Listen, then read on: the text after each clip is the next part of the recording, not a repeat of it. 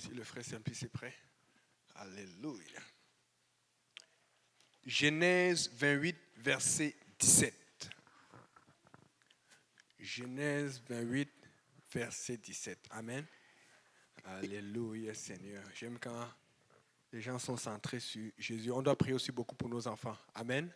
Tout à l'heure, je voyais la petite Leslie. Vous avez vu quand on a commencé à jouer, elle est partie pour jouer à la batterie là-bas. Et la dernière fois, la sœur Rogeline m'a renvoyé la batterie qui vient de son fils, Jonathan. Parce que lui, il a essayé, ça ne marchait pas, mais c'est qu'il avait un peu joué avec et puis le fil s'est. Donc, fait que j'ai arrangé, j'ai renvoyé la batterie aujourd'hui. C'est ça, les enfants. Comme ça, il ne va pas dire qu'il n'avait pas la batterie pour jouer. Amen. Donc, bientôt, ça va être aussi le petit Santiago parce qu'il a beaucoup de force. Vous avez vu l'énergie qu'il a quand il court là. Donc, fait que le Seigneur peut pas. Le Seigneur veut quelque chose pour nos enfants. Amen. Parce que la Bible dit que laissez venir les enfants à moi parce que le royaume de Dieu appartient à ceux qui les ressemblent. Donc, quand vous voyez le frère Yannick faire comme un enfant, c'est parce que je vais aller au royaume de Dieu. Si tu veux faire trop sérieux, tu es en train de t'éloigner. Amen. Si tu veux y aller vite, deviens enfant. Deviens. Et un enfant, il croit tout. Ah, c'est vrai. C'est le pasteur Kaosi disait ça tout le temps. Que Jonathan, ses enfants qui étaient plus jeunes, ses enfants pensaient que leur père était le plus fort et le plus riche. Donc, quand on dit, papa, tu peux taper tout le monde. Il disait, mon père peut courir plus vite que le guépard. Le pasteur il a dit que mince. Parce que les enfants, ils croient tout. Et à un moment, il dit, papa, tu sais, je veux que tu m'achètes ça. Le papa, un jour, le pasteur Kaosi leur dit, non, tu penses que l'argent... Il dit, non, papa, mets seulement la carte comme tu fais d'habitude. Pour lui, il faut juste plonger la carte sur le guichet et puis ça. Non, il faut mettre quelque chose au départ. Amen. Mais les gens, ils ont grandi, ils ont vu que bon, il y a des réalités avec lesquelles nous devons être réels. Amen. Donc, est-ce que tu peux lire Genèse 28, verset 17, s'il te plaît? Il eut peur et dit que ce lieu est redoutable. Alléluia. C'est ici la maison de Dieu, c'est ici la porte des cieux. Amen. Donc, le titre de mon message, c'est la bonne peur. On va savoir c'est quoi une bonne peur ou c'est quoi une mauvaise peur. Est-ce qu'il y a des mauvaises peurs? On va le savoir aujourd'hui. Bon, on peut s'asseoir, asseyons-nous. Alléluia, Seigneur. Qui a déjà eu peur ici? Tout le monde. Amen. Bon, quand vous avez peur, vous aviez eu peur de quoi? Je veux des réponses rapides. Il y a eu beaucoup de choses. Et la sœur Bibiane de la mort. Je pensais que comme elle parlait en langue, elle était devenue une guerrière spirituelle. Quand elle voit la mort, elle dit, Robo Chata, je te chasse au nom de Jésus. Et ma sœur, donc tu es encore allégée, tu as peur de la mort? Je pensais que c'est Jésus qui était la vie. Je suis en train de... Quelqu'un d'autre? Peur de tomber. Ah, ça c'est bon, ça, peur de tomber malade. Bon, ça, j'ai souvent ça parce qu'il me dit, ouais, comment je vais faire avec toutes les activités que j'ai? Oui, ma soeur. Peur de ne pas. Ça, c'est une très bonne peur. Et. Ok. Je vais vous rappeler, je vais vous raconter quelque chose. C'est une histoire qui est vraie. Ludo le connaît. Simplice, tu te rappelles de l'histoire. On a trop d'anecdotes. J'aime trop. J'ai tellement de belles anecdotes avec les gars qui sont à la maison. Tu te rappelles de Djibril, non? C'était un ami à nous. Bon, il est maintenant toujours, il a eu ses papiers et tout, mais lui, il nous trouvait trop dur, trop. Il y a beaucoup de vidéos dans YouTube de 2011, 2020. C'est lui qui les a pris. Surtout la vidéo, on dit, il y a une vidéo, on saute avec le gars qui, c'est lui qui avait pris ça, il riait.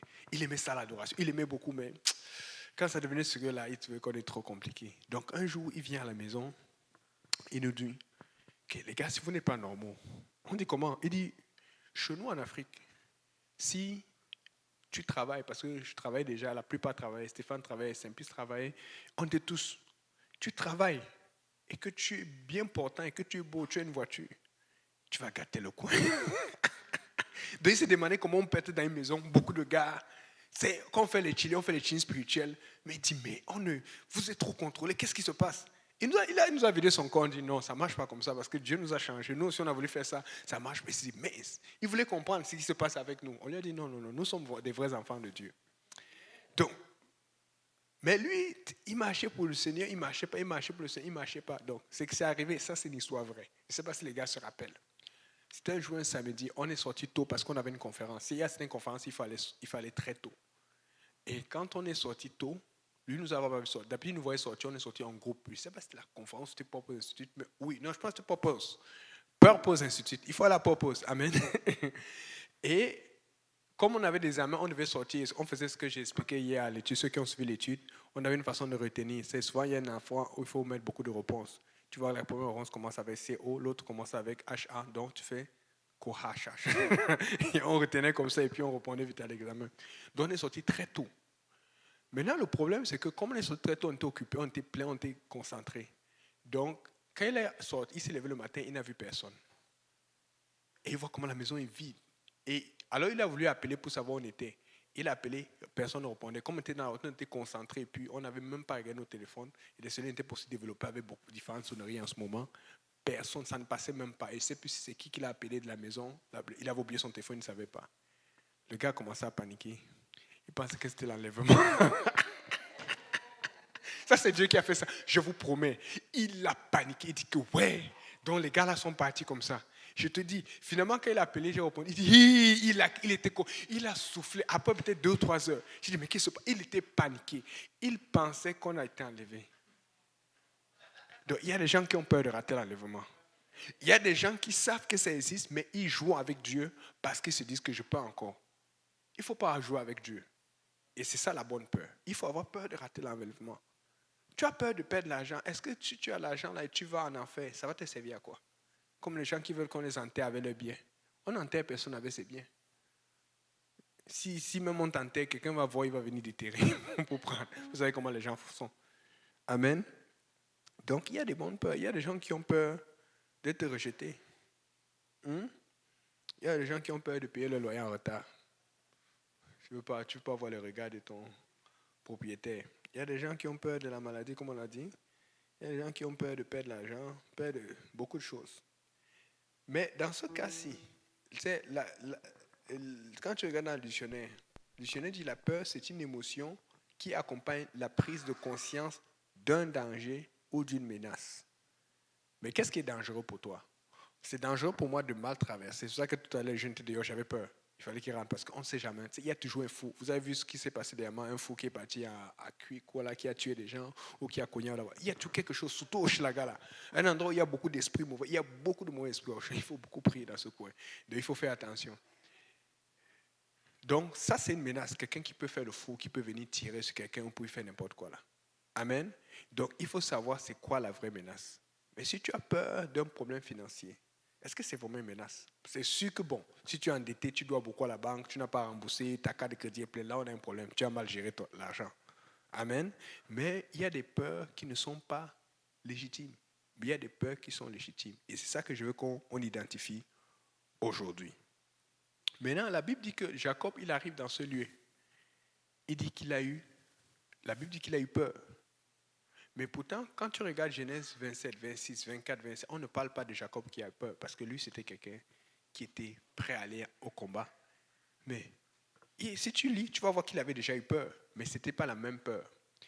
Puisque quand tu regardes, il y a l'histoire du droit d'aînesse. S'il a voulu le droit d'aînesse de son frère, c'est parce qu'il avait peur d'être le second. Parce que dans le fond, il faut le comprendre. Moi, je le comprends. Ils sont nés le même jour.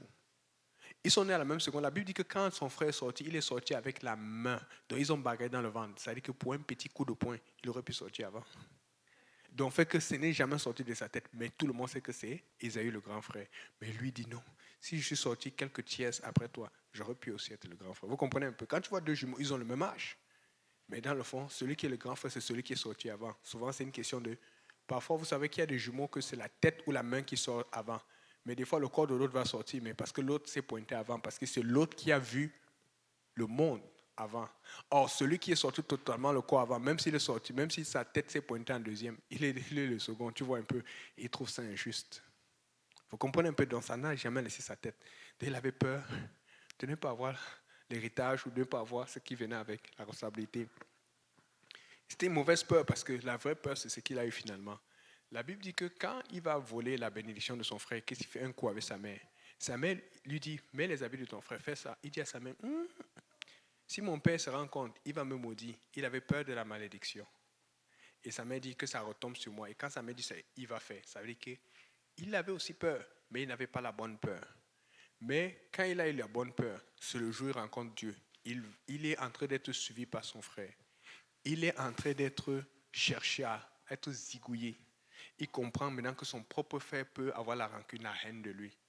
ils se réalisent que, mais c'est à ce moment que Dieu le rencontre et il voit les cieux ouverts, il voit les escaliers entre les cieux et la terre. Il voit tout ça là. Et Dieu lui parle. Cette terre, je vais te la donner, je vais te bénir. Bethel, on connaît. La ville s'appelait auparavant Luz. Et il a sa vraie première rencontre avec Dieu. Il a eu sa vraie première rencontre avec Dieu quand il a eu la bonne peur. Si tu as eu peur, il faut que ça provoque quelque chose entre toi et Dieu. Pourquoi est-ce que tu as peur? Si tu as peur pour l'argent, comme on dit chez nous au Cameroun, l'argent, laisse l'argent tranquille. Cherche Dieu. Amen. Donc, vous savez, il y a des bonnes peurs que nous devons avoir. Notre famille, on ne veut pas voir notre famille perdue. J'ai peur de voir ma famille perdue.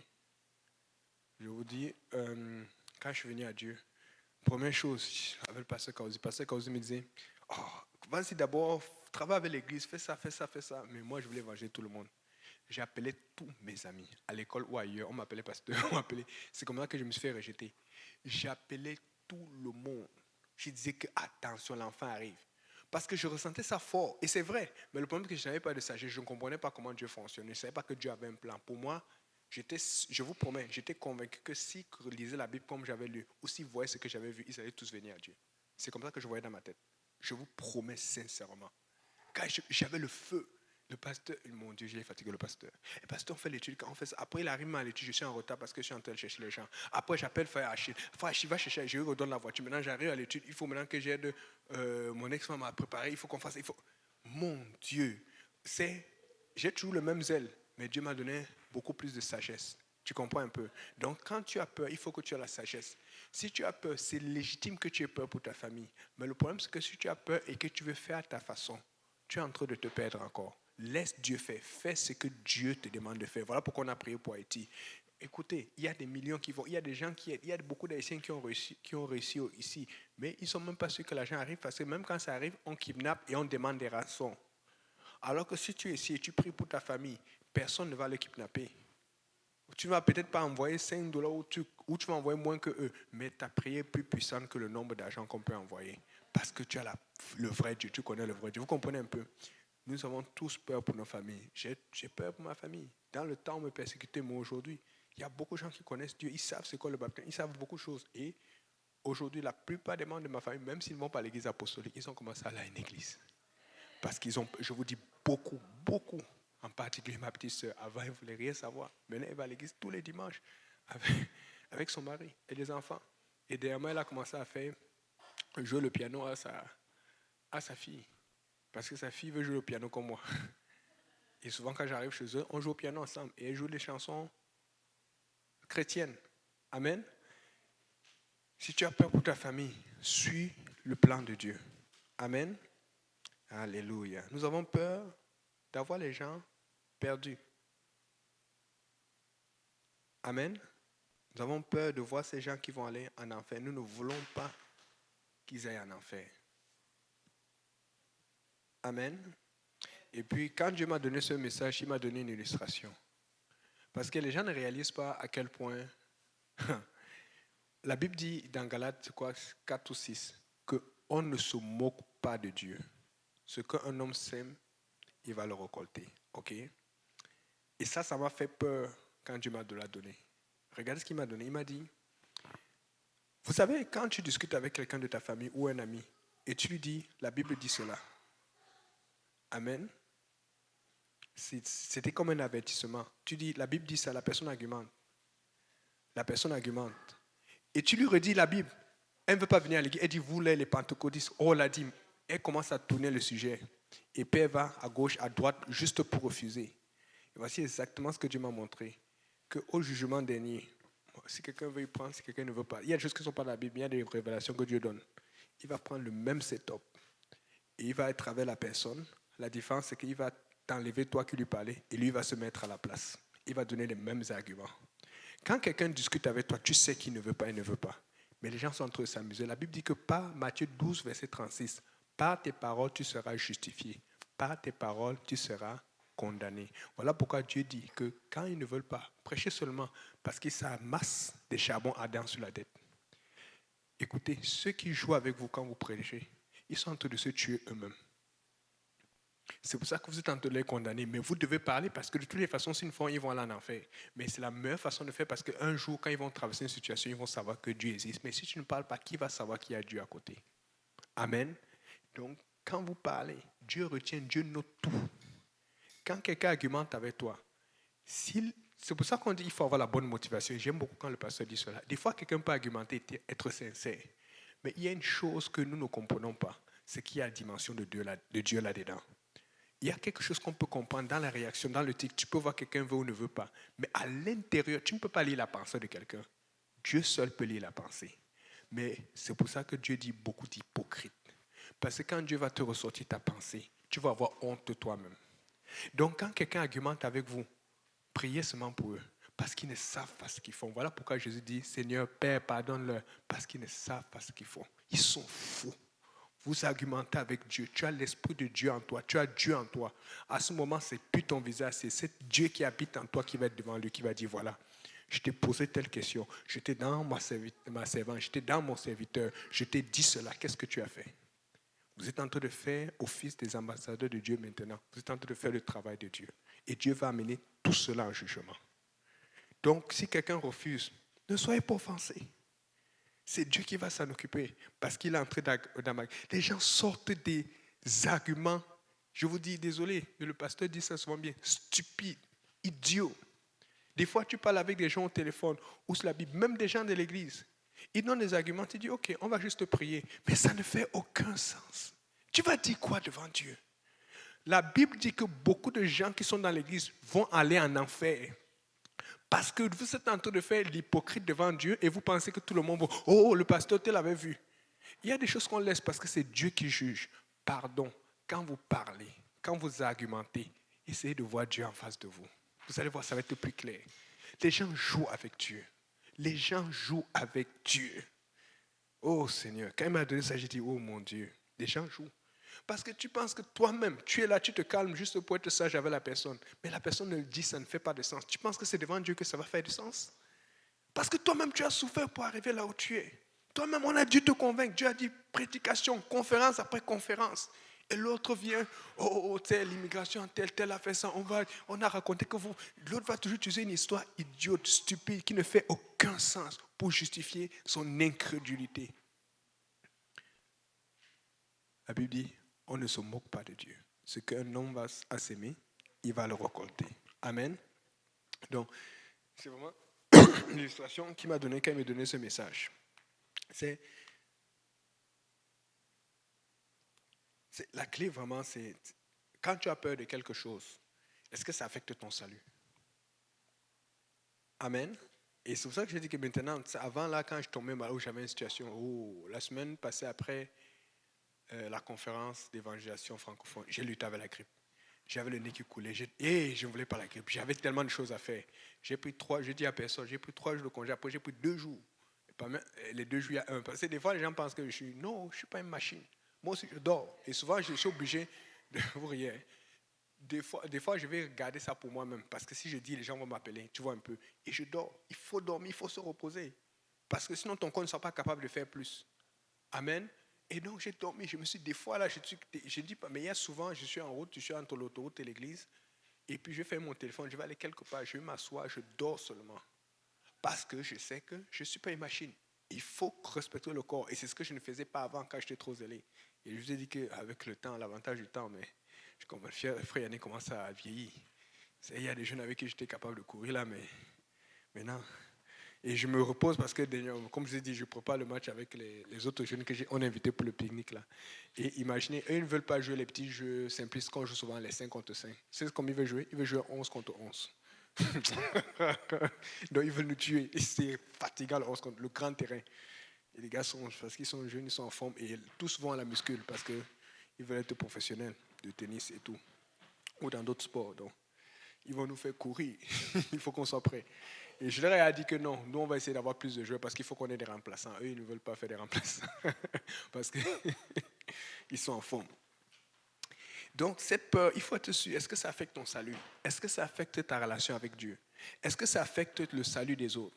Je n'ai pas dit qu'il ne faut pas avoir peur. Nous avons tous des désirs. Il faut avoir peur parce que tu as besoin, Tu veux payer ton loyer, tu veux un meilleur salaire, tu veux réussir dans la vie. Amen. Mais il faut être capable de différencier la bonne peur et la mauvaise peur. Mais nous voulons la bonne peur. Amen. Moi, j'ai peur pour Haïti.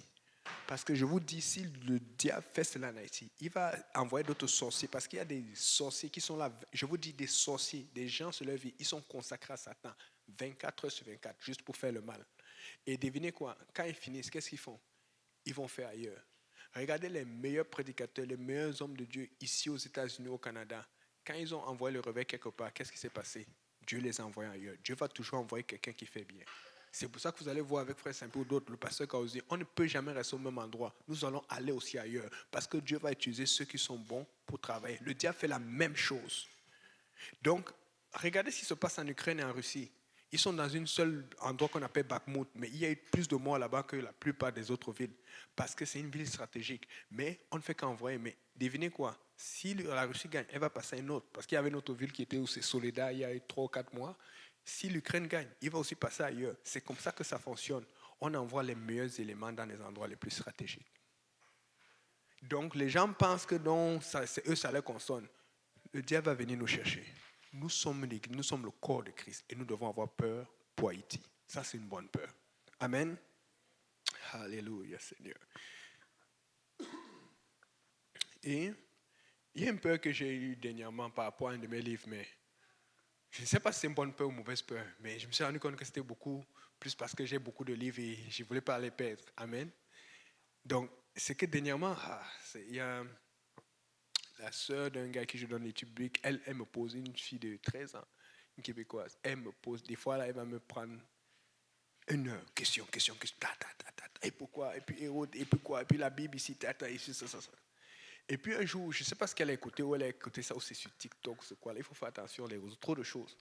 Et je ne sais pas si c'est ça, mais elle voulait savoir combien de Bibles j'ai. Je suis que quelqu'un a dû lui dire, par exemple, peut-être qu'il faut avoir beaucoup de Bibles. Non, j'ai dit, il faut connaître, moi j'ai beaucoup plus de Bibles maintenant dans mon cellulaire parce que j'ai plus le temps, je suis dans la technologie, mais j'en ai beaucoup, j'ai beaucoup de versions. Mais elle voulait savoir tout pour mes Bibles. Mais comme il faut reconnaître, j'ai alors, parce qu'elle avait vu que j'avais le Coran, parce que j'étais là avec eux le jour où j'avais évangélisé la musulmane dont je vous ai parlé une fois, elle voulait tout pour savoir. J'ai dit, ok, réponds seulement, laisse. Donc j'allais regarder, j'ai fait une vidéo avec toutes les Bibles que j'avais à la maison. Et je me suis rendu compte que ouais, c'est vrai, j'avais beaucoup de Bibles en fait. J'ai la Bible des Mormons, j'ai la Bible en créole haïtien, j'ai la Bible en anglais, en français, beaucoup de versions en français, Orteval, Martin avant, j'ai vu que j'ai la Bible en Kinyarwanda, j'ai la Bible en espagnol, j'ai au moins 2 versions en espagnol et tout. Je me suis rendu compte que j'avais une dizaine de Bibles à peu près. Et puis j'ai dit, waouh et tout, j'en ai beaucoup plus la Bible dans ma voiture. Mais le problème, c'est que pendant que je cherchais cette Bible pour voir un peu, parce que c'est un peu partout dans ma chambre, je me suis réalisé qu'il y a un de mes livres que j'aimais beaucoup, que je ne trouvais plus. Oh, j'ai eu peur. J'ai eu peur, je n'étais pas content. Pour ceux qui ont fait Purpose Institute, faites Purpose, c'est très bon, c'est très instructif. Frère Saint-Bisseur, tu connais le livre de Allez. Allez, c'est un gros livre comme ça, c'est un des livres les plus chers. Le frère Ludo connaît ça, n'est-ce pas? C'est un livre très important pour moi.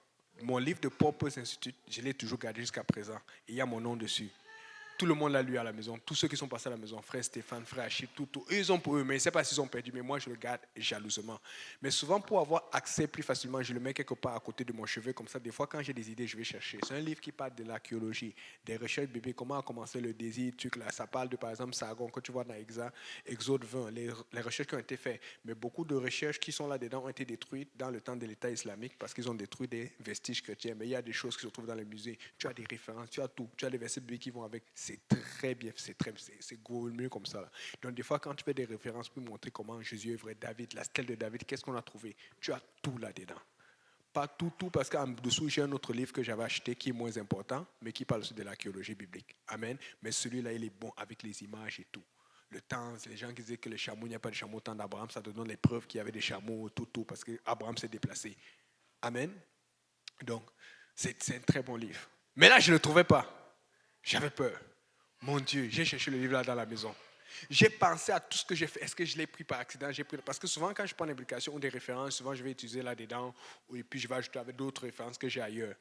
Tu sais, vous avez à chercher quelque chose à la maison, parce que tu as la maison que tu ne trouves pas, et tu as peur que tu ne trouves, ça te dérange. Ça me rongeait. Ce n'est pas salutaire, c'est juste un livre historique, mais aussi avec la Bible. J'ai ma Bible, j'ai le Saint-Esprit, je crois en Dieu. Je vais toujours au ciel, amen. Mais ça ne me laissait pas, ça me rongeait. Ça me rongeait. Ça me rongeait. C'est là où je me suis rendu compte que des fois, si on ne fait pas attention, un truc qui est simple, ça peut avoir de l'importance, mais ce n'est pas important. Parce que ça affecte mon salaire en quoi? Et dans le fond, je peux encore en acheter un autre, je peux encore en commander, mais peut-être j'ai peur de perdre l'argent pour acheter plus, je ne sais pas. Bon, j'ai découvert, à force de chercher, j'ai découvert que, parce qu'à un moment, je disais que bon, je risque de fermer ma chambre. Parce qu'en général, je laisse ma chambre ouverte parce que les frères, quand ils viennent en haut, ils peuvent jouer au piano, ou ils peuvent prier parce que c'est plus facile. J'ai l'habitude de prier dans ma chambre, et puis des fois en bas, on est serré, comme on est beaucoup de frères. Amen. Donc, comme j'ai peur que les frères ne sont pas assez spirituels, bon, je préfère laisser ma chambre ouverte parce que je n'ai rien à cacher. Amen. Et je me suis dit, c'est sûrement quelqu'un qui a pris. Mais il ne s'en est pas rendu compte. J'ai demandé à tout le monde. Non, bon, pas nécessairement tout le monde, mais j'ai dit ceux qui sont plus probables de prendre. Ça m'a rongé. Et c'est comme ça que j'ai aussi eu ce message. J'ai dit, mais tu as même peur de quoi? C'est juste un livre, même si ça parle de Dieu. Mais ça m'a rongé. Je me suis rendu compte que Dieu avait quelque chose à traiter dans mon cœur. Il y a des choses qui nous rongent, mais ce n'est pas nécessaire. Ça ne change rien, puisque j'ai fait beaucoup de messages sans ce livre. Je m'appelle cette année, je ne m'appelle avoir utilisé ce livre seulement une seule fois. Même pas une seule fois, peut-être pour avoir une référence sur l'ancien temps, où c'est les grands orateurs de la Bible, c'est tout. Donc, fait que ce n'est pas aussi important que cela, mais ça m'a rongé. Si ça m'a rongé, je suis sûr que toi aussi quelque chose d'autre t'a rongé. Mais est-ce que la chose qui t'a rongé est aussi importante que cela? Si on ne fait pas attention, on va mettre notre cœur au mauvais endroit. Amen. Mais finalement, j'ai retrouvé le livre au sous-sol. Et quelqu'un l'avait pris. Il lit, et puis tout ça là. J'ai seulement dit pardon. Tous les livres dans la Bible ne touchent pas parce que je vous ai averti. Parce que j'avais arrangé à Ludo qu'on devait mettre une clé dans la chambre. Mais après, j'ai regretté. J'ai dit qu'on va laisser encore. Mais j'ai dit pardon. Tous les livres que tu trouves dans la chambre, laisse. Si tu utilises, laisse. J'ai encore reprécisé, donc tout le monde le sait. Parce que mon cœur était réjoui. Mais j'ai prié pour ça, par exemple. Parce que quand j'avais peur, je ne priais même pas. Je faisais que chercher. Je vous promets, j'ai prié pendant quelques jours. Parce que ça me dérangeait. Je pensais ça, tu sais, des fois, tu es en train de prier pour quelqu'un, pour Schlager, pour une situation. Après, tu penses à ton livre. Je dis, bon, ok, Seigneur, tu m'as dit qu'il faut prier. J'ai prié. Je vous promets, un moment, je suis seulement descendu. Je suis descendu, j'allais voir Ludo. J'ai regardé, j'ai vu le livre. Quelqu'un l'avait déposé là. Je me suis rendu compte que c'est Dieu qui a fait ça exprès. Parce que j'aurais pu le trouver depuis. Mais Dieu a fait ça pour me montrer que moi aussi, souvent, si je ne fais pas attention, je suis attaché, même des choses spirituelles, ça peut te lier. C'est pour ça qu'il faut faire attention, même quand tu fais un ministère. Tu peux faire un ministère, mais ça peut devenir un problème pour toi-même. C'est pour ça qu'il faut prier et reconsulter Dieu constamment. Amen. Alléluia, Seigneur. Donc, regarde, on va te dire, il faut avoir la bonne peur. Il faut avoir la bonne peur. Et je me suis rendu compte que même, je n'ai tellement pas lu ces livres et ces Bibles, parce que même j'ai toutes les versions anglais, français, tous les trucs grecs dans le cellulaire, que je voyais même qu'il y avait la poussière dans mes Bibles. Donc je me suis rendu compte que Dieu voulait que je nettoie aussi un peu. C'est comme vous savez les gars là, des fois là. Oh Seigneur, aide-nous. Ça devient comme une sœur qui est appelée chez nous la garçonnière. Amen.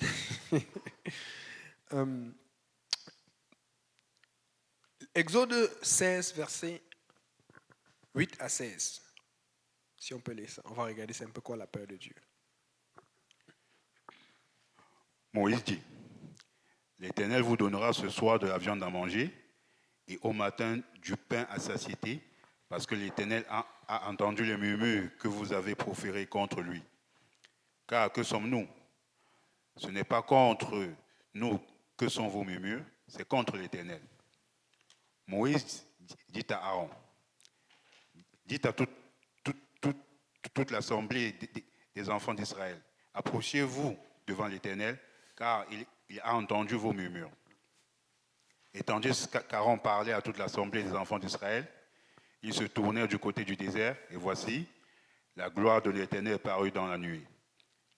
L'Éternel, s'adressant à Moïse, il dit, j'ai entendu les murmures des enfants d'Israël. Dis-leur, entre les deux soirs, vous mangerez de la viande, et au matin, vous vous rassasierez de pain. Et vous saurez que je suis l'Éternel, votre Dieu. Le soir, il survint des cailles qui couvrirent le camp. Et au matin, il y eut une couche de rosée autour du camp. Quand cette rosée fut dissipée, il y avait à la surface du désert quelque chose de menu comme des grains, quelque chose de menu comme la gelée blanche sur la terre. Les enfants d'Israël regardaient et ils se dirent l'un à l'autre, « Qu'est-ce cela ?» Car ils ne savaient pas ce que c'était. Moïse leur dit, « C'est le pain que l'Éternel vous donne pour nourriture. Voici ce que l'Éternel a ordonné.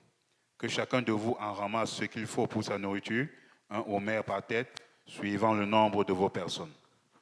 Chacun en prendra pour ceux qui sont dans sa tente. » Continue. Maintenant, on va regarder les règles. Maintenant, ils avaient faim.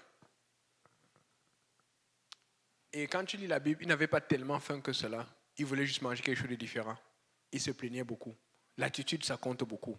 Même quand tu as peur. Amen. Et regarde maintenant, on a donné des règles pour ceux qui devaient recevoir. Et des fois, on donne des règles, même quand tu as déjà été baptisé, même quand tu as reçu le Saint-Esprit, même quand tu vas déjà à l'église. Mais tu n'es pas prêt à les recevoir. Mais Dieu, c'est pourquoi il donne des règles. Lis verset 19 jusqu'au verset 25, s'il te plaît.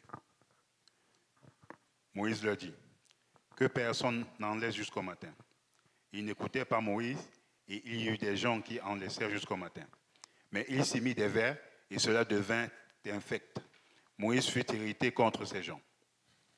Tous les matins, chacun ramassait ce qu'il fallait pour sa nourriture. Et quand venait la chaleur du soleil, cela fondait. Le 6e jour, ils ramassèrent une quantité double de nourriture, 2 homères pour chacun. Tous les principaux de l'assemblée vinrent le rapporter à Moïse. Et Moïse leur dit, « C'est ce que l'Éternel a ordonné. Demain est le jour du repos, le sabbat consacré à l'Éternel. Faites cuire ce que vous avez à faire cuire, faites bouillir ce que vous avez à faire bouillir, et mettez en réserve jusqu'au matin tout ce qui restera. » Ok, c'est bon. Donc, vous allez voir ici, Dieu a peur qu'ils n'obéissent pas aux règles. Parce que si tu obéis aux règles de Dieu, c'est là où tu vas voir la main de Dieu. Et c'est comme ça que Dieu te prépare pour des plus grandes choses. La Bible dit que celui qui est fidèle dans les petites choses va aussi l'être dans les grandes. On vient juste leur donner la nourriture, c'est un miracle. On a fait pleuvoir la manne. Maintenant, on leur dit le lendemain, ne gardez rien. Il y en a qui ont gardé. Nous sommes tous pareils. C'est ça le problème. Dieu veut qu'on apprenne à lui faire confiance. Il a peur qu'on ne lui fasse pas confiance parce qu'il sait que si on lui fait confiance, on va avoir ce qu'il a promis. Vous comprenez un peu? Mais il y a des gens qui entendent ça, mais qui vont quand même avoir peur de faire confiance à Dieu. Je suis en train de te dire, n'aie pas peur de faire confiance à Dieu. Aie peur de ne pas faire confiance à Dieu. Ça va, vous comprenez? Et la Bible dit que quand ils ont mangé, il y en avait toujours le lendemain, parce que Dieu va s'assurer que tu es de quoi. Mais Dieu veut que tu saches que c'est lui qui pourvoit, ce n'est pas toi. Amen.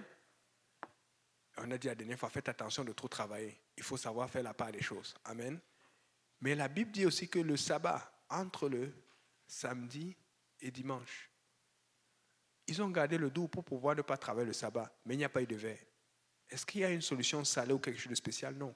La seule chose qui a fonctionné, c'est l'obéissance à Dieu. Parce qu'il y a un moment où Dieu a permis que tu ne gardes pas, il y a un moment où Dieu a permis que tu gardes. C'est pour ça que nous, pasteurs, ou hommes de Dieu, ou femmes de Dieu, ou saints de Dieu, nous devons avoir l'habitude de retourner à Dieu. Nous aimons quand Dieu nous parle, mais des fois quand Dieu te parle, tu t'en vas pour 3-4 mois. Avec ce que tu sens que tu n'entends plus la voix de Dieu, tu reviens. Mais si tu regardes le livre d'Exode, Lévitique, la Bible dit que l'Éternel dit à Moïse, à chaque verset, ou chaque chapitre, ou régulièrement, l'Éternel dit à Moïse, constamment Dieu devait parler à Moïse. Constamment Moïse devait aller consulter Dieu. L'Éternel dit à Moïse, l'Éternel dit à Moïse, et l'Éternel dit, après l'Éternel dit à Moïse, parce qu'il y avait une relation. Mais quand Dieu te parle aujourd'hui, tu penses que c'est fini. Non, si tu as parlé aujourd'hui, il doit encore te parler demain, parce qu'il a un plan pour toi chaque jour. Amen. Et alors, si nous avons peur, qu'est-ce que nous faisons? L'exemple. Il y a beaucoup de gens qui interdisent les cellulaires aujourd'hui. Je connais des jeunes avec qui j'ai fait des études, ils n'ont pas eu de cellulaire avant 17 ans. Il y a d'autres, ça a été la guerre avec les parents, parce qu'ils savent. Je connais un autre, il m'a dit que lui, à 22h ou 21h, sa mère vient et ramasse tout. Les iPads, iPhone. Sa mère n'est pas chrétienne. Et souvent, sa mère dit que ton affaire là, c'est trop. Parce qu'il passe souvent beaucoup de temps avec nous. Mais elle vient et ramasse tout. Pourquoi elle fait ça? Parce qu'elle connaît le fléau que ça a sur les jeunes. Donc, quand nous avons peur, nous essayons d'éviter que nos enfants fassent les mêmes erreurs ou les erreurs que d'autres ont fait. Et c'est légitime. Amen. Alors, qu'est-ce que nous faisons à l'église? Nous essayons d'impliquer nos enfants tôt dans la batterie, dans les ministères, dans d'autres choses, parce que nous voulons qu'ils aiment Dieu. Donc, vous voyez ce que la bonne peur peut faire. Quand tu as une peur qui est justifiée, tu vas prendre une mesure. Mais nous avons dit qu'aujourd'hui, nous avons peur pour Haïti. Mais qu'est-ce que nous faisons? Est-ce que tu sais que tu peux faire quelque chose pour Haïti? Mais nous voulons être directs. Dieu est indirect, mais de la façon dont il est indirect, ça va toujours rendre un résultat direct. Amen. Je sais que directement à Saint-Laurent, il y a avec le ministère du pasteur Graham, l'église, on envoie constamment des fonds au pasteur Marotier pour l'aider, aux gens en Haïti et tout. Mais tu peux participer, mais tu peux aussi participer spirituellement. En t'impliquant dans l'œuvre de Dieu, tu fais quelque chose dans le monde spirituel parce que c'est le corps de Christ qui s'occupe de cela. Donc si tu as peur, qu'est-ce que tu fais? Amen. Des fois, tu vas avoir tellement peur que tu vas même te rendre improductif et Dieu va permettre même que ce que tu avais peur t'arrive. Je donne un exemple. J'avais toujours peur qu'on me vole ici. On a fini par me voler, n'est-ce pas? Vous savez comment le diable a fonctionné? Le jour, je n'ai jamais oublié ça, c'était l'année passée, je pense que c'était le 10 mars, un truc comme ça. Là. Mais ça m'a tétanisé. Et non, ça fait mal quand même. Le jour, sœur Rogeline, tu te rappelles? La clé de la sœur Rogeline était bloquée dans la voiture. Déjà, c'était bizarre parce que c'est une clé électronique. Vous vous rappelez, n'est-ce pas? Une clé électronique, c'est impossible parce qu'il y a un signal. Donc, fait que ça ne peut pas bloquer. Mais sa clé électronique est bloquée dans sa voiture. Je ne sais pas comment elle avait dû appeler quelqu'un, n'est-ce pas? Le service était compliqué. Le stress, rien ne fonctionnait. Donc, avec tout cela, il fallait une chance. Elle avait sorti le riz collé. C'est ce que je me rappelle. Je me rappelle juste de ça. Donc, fait que même si la voiture pouvait caler là-bas, nous, on allait manger avant d'aller chercher la solution. Mais bon, c'est une parenthèse. Sa clé était bloquée dans la voiture. Une clé électronique. Mais on ne sait pas quoi faire. Le service commençait bientôt. On était embrouillés. En même temps, j'avais ma voiture de l'autre côté. Je garais, c'était l'hiver. Et il fallait sortir des choses. Donc, fait qu'en allant sortir des choses de la voiture, j'ai oublié de fermer la voiture à clé. Il y avait tellement de stress ce jour-là. Moi qui étais minutieux à toujours fermer la voiture à clé, je peux me la fermer à distance avec le cellulaire. Je ne faisais jamais l'erreur. Bienvenue, sœur Stéphanie, asseyez-vous. Et je ne faisais jamais l'erreur d'oublier cela. Mais j'ai oublié. Le seul jour où j'ai oublié ma voiture, ils ont tout ramassé. Attends, je vous dis ce qu'ils ont pris. Ils ont pris mon sac de sport avec mes affaires de soccer et tout cela. Et ça m'a fait mal quand même parce que j'avais un maillot, parce que souvent, quand je joue au soccer, des fois, je joue avec des amis arabes. Et souvent, c'est comment on se fait confiance. C'est comme un jour, ils m'avaient offert un maillot à leurs frais pour souvent faire des matchs à eux dans leur équipe. Quand j'ai le temps, je joue avec eux. C'est un honneur. Des Arabes libanais, il y a beaucoup qui sont musulmans là-dedans. Il y a d'autres qui ne sont pas chrétiens, mais beaucoup sont musulmans. Mais et ils savent que je suis chrétien, comme ils me faisaient confiance, ils m'ont fait ce maillot avec mon nom. Ils m'ont demandé le numéro que je voulais. J'ai dit je voulais le numéro 7. Et ils ont mis le numéro de 7 là-dessus. Le maillot là était là-dedans. Ça m'a fait mal. Parce que c'était un maillot qui avait une valeur. C'était un témoignage. Je ne savais pas. Un jour, on devait jouer. Ils m'avaient invité. Ils ont dit où est ton maillot? J'ai dit c'était quand? Ils ont dit comment ils volaient là. Je me sentais triste. Oh non, vous savez, ce n'était pas une question d'argent. Mais il y avait une... Oh, ça m'a touché. Ça m'a touché. Oh. Écoutez, et je suis content que Dieu a permis cela. Parce que j'ai dit, ok, Satan, tu me fais mal. Là, maintenant, c'est sagat. Je frappe. Il faut que tu arrives à un niveau là où tu dis, la seule chose que tu as peur, c'est de perdre ton salut ou de peur pour les autres. Mais il ne faut pas avoir peur de perdre ton argent ou de perdre quelque chose de valeur. Parce que le diable va te faire mal. Je vous dis, ça m'a fait mal. Les gens ne comprenaient pas. Et je n'avais pas raconté ça. Mais j'avais ce maillot là-dedans. J'avais ce maillot. Ils avaient écrit, je ne sais pas si c'est écrit mon nom en arabe, mais il y avait Yannick derrière, il y avait le numéro 7. Pour moi, c'était bon. C'était un témoignage. C'était un beau maillot. Le maillot était dans ce sac, avec le ballon. Mais d'autres choses de valeur que j'avais, les gens ne savent pas. J'avais 2 raquettes que j'avais achetées l'année passée. 2 raquettes de même style. Il y a une qui était un peu cassée, mais l'autre était encore bonne, avec des balles de tennis. Il y a plein de choses. Je sais parce qu'ils ont ramassé plein de trucs. Mais ce sont des choses de valeur parce que j'ai dû réacheter. Et bon, je vous dis, Dieu m'a béni parce que je pense que j'avais fait mon truc d'impôt, quoi là. Et puis, le lendemain, c'est venu le double, alors que ce n'est pas ça que j'attendais. J'ai dit, c'est pas grave, c'est pas l'argent que je voulais, mais j'avais des choses de valeur. Tu vois un peu, ça fait mal. J'avais peur de perdre. Finalement, une situation est arrivée et j'ai perdu. Je suis encore vivant, non?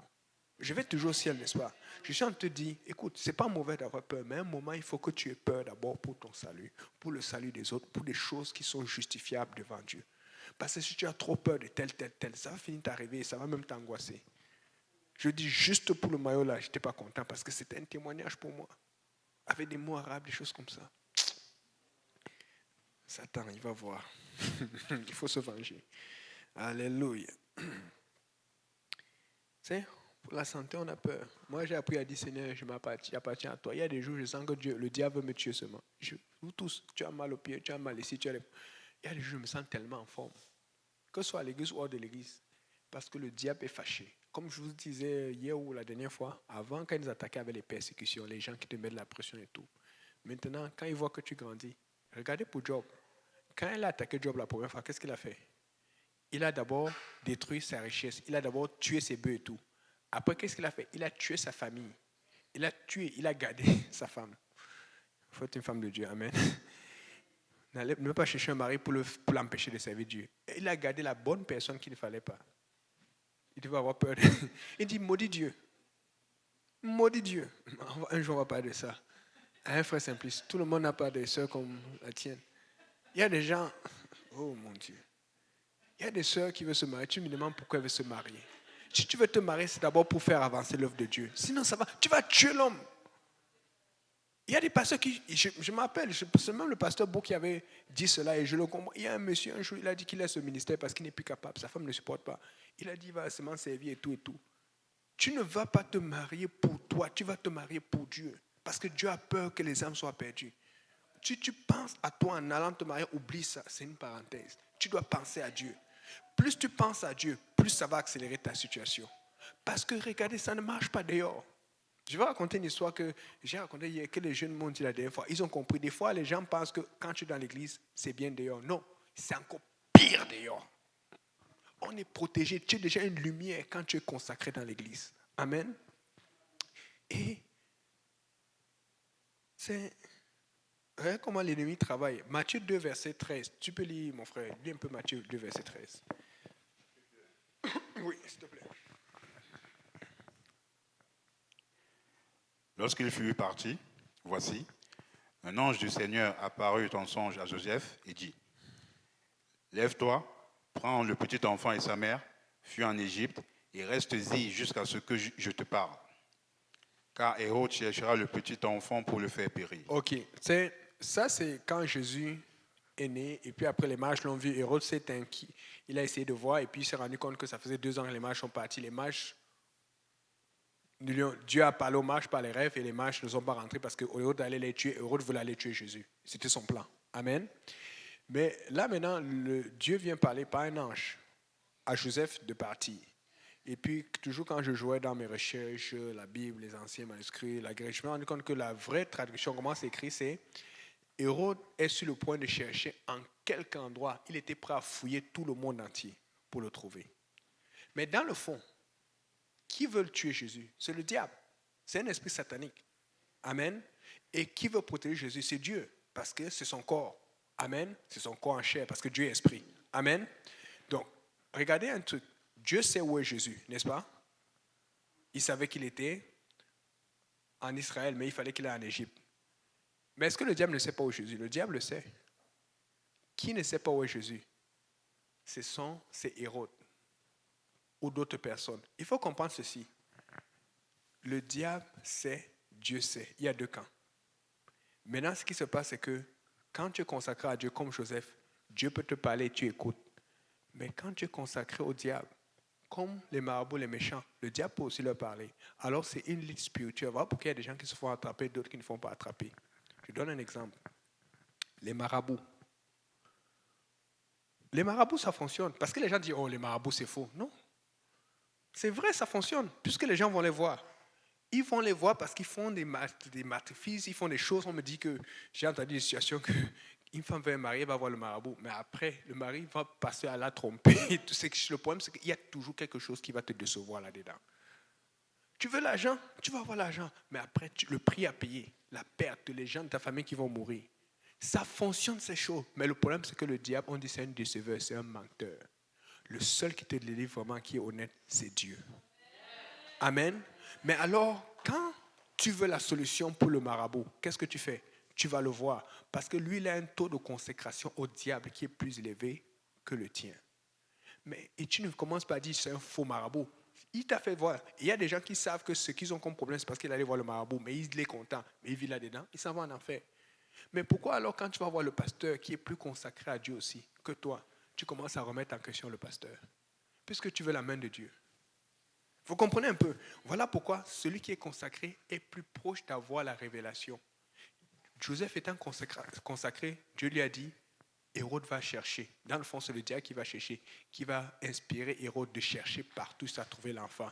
Et comme Dieu connaît les plans du diable, il va toujours te protéger avant. Souvent, tu dis, Seigneur, tu ne m'as pas aidé. Est-ce que tu as consulté Dieu? C'est pour ça que nous devons consulter Dieu tous les jours, parce que Dieu utilise ses enfants, mais le diable aussi utilise ses enfants. C'est pour ça que j'ai dit, quand nous avons un réveil, vous allez voir, on est en train d'envoyer un réveil à Saint-Laurent, à l'Est et tout. Mais en même temps, Dieu est en train de travailler au Nouveau-Brunswick, Dieu est en train de travailler au Congo, parce que Dieu va envoyer les meilleurs, toujours ceux qui sont impliqués, pour qu'ils soient impliqués encore ailleurs. Le diable fait la même chose. Mais il faut être consacré. Si tu es consacré, Dieu va t'envoyer au bon endroit. Dieu va t'utiliser. Dieu va répondre à tes prières. Et les gens fuient la consécration. Amen. Je ne veux pas être marabout. Je veux être homme de Dieu. Amen. Alléluia, Seigneur. C'est Acte 18, versets 8 et 9.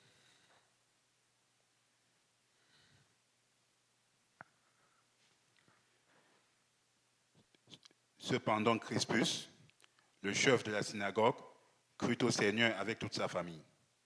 Et plusieurs Corinthiens qui avaient entendu Paul crurent aussi et furent baptisés.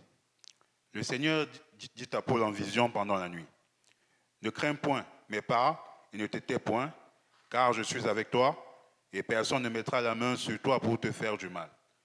Parle, car j'ai un peuple nombreux dans cette ville. » Ok, regarde toi, tu dis, n'aie pas peur.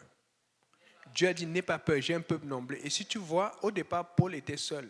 Mais après, quand Silas et Timothée qui sont arrivés, il a encore fait avec plus de zèle. Si tu lis Acte 18 à partir du verset 1. Parce que c'est intimidant quand tu es seul. C'est intimidant quand il y a l'oppression. Mais là, il y avait un réveil. Et le chef de la synagogue a cru. Et plus tard, tu vois, il y a des gens qu'on a fouettés, qu'on a frappés. Et Paul se dit, ouh, mais Dieu lui parle, n'aie pas peur. Ça fait peur, ce réveil. Ça fait peur, les menaces. Ça fait peur, l'intimidation. Parce que moi aussi, je me fais intimider. Et beaucoup cette année, c'est incroyable. Parce qu'avec ce que Dieu est en train de faire, le diable est fâché. Mais il y a des peurs que j'ai, comme dernièrement encore, une situation qui est arrivée. Je ne peux pas tout raconter parce que je suis en ligne. Je savais qu'il y allait avoir la tension. Mais je suis quand même parti. Parce que Dieu veut que j'aille là-bas. Mais il y a des peurs qu'il faut avoir, qu'il faut faire attention. Mais il y a des peurs que tu as, mais tu sais que c'est la volonté de Dieu. Tu vas parce que Dieu a dit, je vais prendre soin de toi. Paul est parti. Amen. Paul est parti. Et regardez la vraie peur qu'on peut avoir. Psaume 111, verset 10. Ça va être le dernier verset pour aujourd'hui.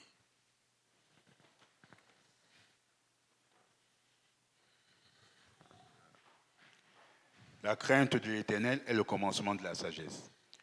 Tous ceux qui l'observent ont une raison sainte. Sa gloire subsiste à jamais. La crainte de l'Éternel, c'est-à-dire que la peur de l'Éternel est la bonne peur. Quand tu as peur de Dieu, quand tu crains Dieu, tu commences à être sage. Regarde, on m'a dit de quoi tu as peur. Regarde quand on m'a dit de quoi as-tu peur. Il y a une bonne peur, il y a une mauvaise peur. Amen. La semaine passée, je ne sais pas pourquoi, vous savez, il y a des jours ça chiffre. D'habitude, quand je fais des études avec des gens ou des jeunes, on va parler du baptême ici, on va parler de ça, on va parler du mensonge. Il y a beaucoup de choses, le mensonge. Oui, les petits mensonges. Oh, si là, tu as l'examen, il y a tel. Est-ce que je peux? Non, j'ai dit non, tu ne peux pas. Est-ce qu'il y a. Mais la semaine passée, et jusqu'à peut-être lundi, le sujet, c'était les filles. Et les jeunes posent les questions. Les jeunes posent des questions. Et c'est justifié, tu dois répondre. Vous savez, c'est quoi la peur?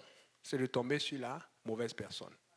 C'est un des jeunes, c'était celui que, je vous ai parlé, un autre qui était venu à la conférence des districts et qui a posé les questions à tout le monde, qui a pris des vidéos, des snaps, qui envoie à tous ses amis. Et lui, son modèle, c'est comme, à l'église, maintenant, il faut courir, puisque c'est sa première fois d'entrer dans une église. Et évidemment, il a commencé à dire à son papa, pourquoi on ne va pas à l'église? Son papa dit, là, ça me met dans les problèmes. Bon, maintenant, il me pose cette question. Il dit, il a une statistique. Ce n'est pas moi qui la lui ai donnée. C'est lui qui est parti chercher. Maintenant, devinez, il m'a dit, il a trouvé le nombre de pourcentage de personnes qui sortent avec une copine étant jeune et qui se marient à la fin. Pour ceux qui n'ont pas suivi hier à lundi, j'ai parlé de ça. Qui a un exemple, qui a la réponse, qui sait c'est combien? C'est-à-dire qu'il est parti chercher c'est quoi le pourcentage de gens qui sortent avec une fille étant jeunes et qui finissent par se marier ensemble à la fin. Quelqu'un a une idée? 10%? 50%? Et la sœur Rogine est gentille, hein? 5%? La sœur Fabienne est beaucoup plus sérieuse, solide. 5% aussi, mais vous êtes gentil, hein? Voici le résultat qu'il a trouvé. Et ça, c'est plus au Québec et au Canada. Il dit 1%. Et donc, fait que les jeunes commencent à comprendre parce que, justement, il m'a raconté, il y a des choses que je peux dire, des histoires sur ses amis, des jeunes, parce que eux, comme ils sont des bons joueurs, des talents de tennis, ils doivent être concentrés. Et donc, ils n'ont pas le temps de certaines choses. Mais ça les affecte quand même parce qu'ils ont des amis qui sortent tous avec des filles. Mais ils se demandent pourquoi ça ne fonctionne pas ou ça fonctionne, mais après, tu changes, tu vas à une autre. Et sa question, c'était de savoir, si j'ai une copine, est-ce que c'est garanti que je me marie avec? Il s'est rendu compte que ça ne fonctionne pas. Il est venu me voir avec. Et il fallait que je leur réponde. Je dis, c'est ce qu'on vous dit dans la parole de Dieu. Il faut faire confiance à Dieu. Et les jeunes aujourd'hui sont honnêtes. Je vous dis, il y a des gens qui posent des questions. Ils veulent savoir. Ils ne savent pas. Mais quand ils voient, l'école, c'est devenu torride. C'est n'importe quoi dans les écoles aujourd'hui. On vous parle, on vous cache beaucoup de choses. Il y a n'importe quoi. Il y a la drogue qui circule, et les jurons, et n'importe. L'école est devenue n'importe quoi. On vous montre des choses. Ils cachent. L'école est devenue des endroits de bataille. Je pense l'année passée ou le début d'année, ils m'envoient des photos, je peux les trouver dans mon cellulaire, où ils étaient fâchés parce qu'ils étaient révoltés. J'ai dû les calmer parce qu'ils allaient faire quelque chose dans l'école. Parce qu'ils ont changé tous les vieux tableaux de Jésus, les vieux tableaux, des écoles, parce qu'il y a des écoles qui sont très catholiques, anciennes, qui ont de style religieux. Ils ont mis des nouveaux tableaux avec, par exemple, ils mettent un tableau de Jésus avec des gens qui sont en train de manger, et sur le tableau dessus, ils mettent un écran plat avec un match de la Ligue des Champions. Ils mettent un autre tableau, on voit Jésus en pantalon avec des Nike. Ils mettent un autre tableau, on voit Jésus avec des disciples, et puis on met un drapeau gay à l'intérieur. Ils disent, mais c'est quoi ça? Maintenant, c'est ce qu'ils mettent dans les écoles. Ils me l'ont envoyé. Donc, vous savez quoi? Pendant que d'autres prennent ça à la légère, eux, ça les révolte, ça les rend plus zélés. Parce que Dieu est en train de lever une génération de gens qui sont zélés. Mais ils vont poser des questions vraies. Mais ils me demandent alors que, et les gars sont directs, que plus on grandit, plus on peut trouver des filles vierges alors. J'ai dû lui expliquer que ça ne fonctionne pas comme ça. Je vous dis sincèrement, j'ai dit, en fait, quand tu viens à Dieu, première chose, une fille qui a déjà connu un homme n'est pas perdue pour l'éternité. Elle peut être pardonnée à condition qu'elle arrête, parce que ce que Dieu veut, c'est que tu prennes une direction. Et j'ai dû lui expliquer que tu peux me voir dans la science. Dans la science, quand une fille connaît un homme et qu'elle arrête, elle se met de côté. Elle commence à, physiquement, tu vois, elle commence à se rajeunir, à devenir différente, et les parties, comprenez, génitales, se referment. Et donc, elle redevient comme si elle était vieille. Elle était vierge. Et cela veut dire, il dit, c'est pour ça que le sang de Jésus protège et restaure. On est en train de dire aux gens, aux jeunes de se consacrer. Des gens souffrent, mais il y a des jeunes qui posent des questions là-dessus. Et même, ils ne sont même pas impliqués, mais ils veulent savoir pourquoi, les amis. En fait, quand Dieu vous dit de vous consacrer, de rester à part, c'est parce que vous devenez différent des autres. Tu deviens comme quelqu'un qui n'a jamais rien fait. Mais les gens ne comprennent pas cela. Et c'était clair dans leur tête. Et puis l'autre pose la question, lui, moi ça ne me dérange pas, mais beaucoup ont dit ça me dérangerait d'être avec quelqu'un qui a déjà... Et puis j'explique pourquoi. Il dit, je vais être le premier. Les jeunes posent des questions. Les jeunes veulent savoir. Mais quand on leur parle, voilà maintenant quelqu'un qui lutte avec le baptême. Quand on te dit que le baptême te change et te restaure, il dit oui, ça fait vraiment un changement, parce que comment quelqu'un que tu sais qui est très actif dans la vie, et tu vas venir, tu vas sentir que tu es attiré vers la personne si la personne n'a pas quelque chose, un témoignage, quelque chose que Dieu a fait. En fait, quand vous êtes apostolique, vous avez un témoignage. Quand tu vis pour Dieu, quand tu es consacré, quand tu fais attention à ces choses, quand tu fais attention à l'alcool, les gens ne comprennent pas. En fait, il y a quelque chose. Demande aux frères simplistes, on parle à la maison. Quand une femme se consacre, quand une sœur se consacre, tu le sens. C'est difficile à expliquer, mais il y a une énergie, il y a quelque chose, il y a la présence, la passion, la pureté de Dieu en elle. Et ça attire. Et ça attire. De quoi as-tu peur? Moi, j'ai peur de ne pas être consacré. Moi, j'ai peur de ne pas avoir la présence de Dieu. Et ce n'est pas fini. C'est souvent quand je vais prêcher, c'est là où il y a quelque chose qui arrive. Il y a un qui m'appelle alors aujourd'hui et me dit, oh, parce qu'on avait déjà parlé des choses, des fêtes mondaines qu'il ne faut pas. Mais lui ne voulait pas me dire que bon, il va aller au bal des finissants cette année. Mais il m'a sorti ça d'une autre façon. Mais je pense qu'il avait vraiment peur de ma réponse parce qu'il me connaît déjà. Vous savez ce qu'il m'a sorti? Il a déjà organisé beaucoup de choses. Mais il m'a dit, il veut m'assurer que je serai là. Donc ça veut dire que je suis supposé aller prêcher à leur bal de finissant cette année. J'ai dit, ok, bon, ça là, ça peut aller. Parce que, vous savez, le Seigneur est bon. Il avait peur de rater parce que tous ses amis y vont. Mais comme ça le dérangeait depuis et que lui, il a compris beaucoup de choses de la Bible et tout ce qu'on enseigne, il dit non, là, je ne peux pas rater ça. Mais il a fini par réfléchir, à prier, c'est ce qu'il a trouvé une solution. Écoutez, je vais y aller. Et ce que Dieu va me dire de faire, je vais faire. Lèvons-nous. De quoi as-tu peur? Regarde-moi, dis de quoi as-tu peur? Vous avez vu, la peur d'un jeune a fait à ce qu'il a trouvé une solution autre que la solution la plus radicale. Mais au moins, ça va ouvrir une porte pour prêcher l'évangile. Amen. Frère Simplice, si tu peux venir pour conclure, pour bénir.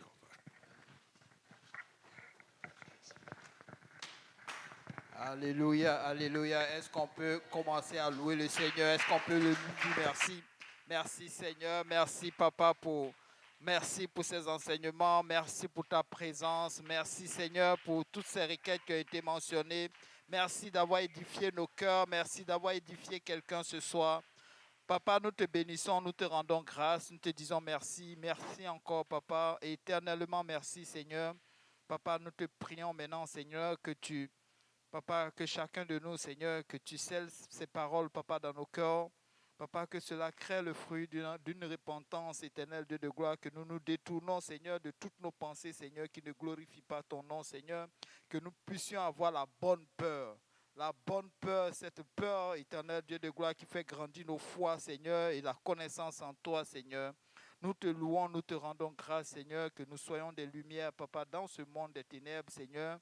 Éternel Dieu de gloire, je te loue, je te rends grâce, Papa. Bénis et sanctifie la fraternité que nous allons avoir. Oh, éternel Dieu de gloire, Papa, soit dans nos discours, soit dans nos fraternités, Seigneur, dans tout ce que nous allons entreprendre, Seigneur. Éternel Dieu de gloire, et que tout honneur et toute gloire te reviennent. Que le peuple de Dieu dise au nom de Jésus. Soyez bénis. Amen.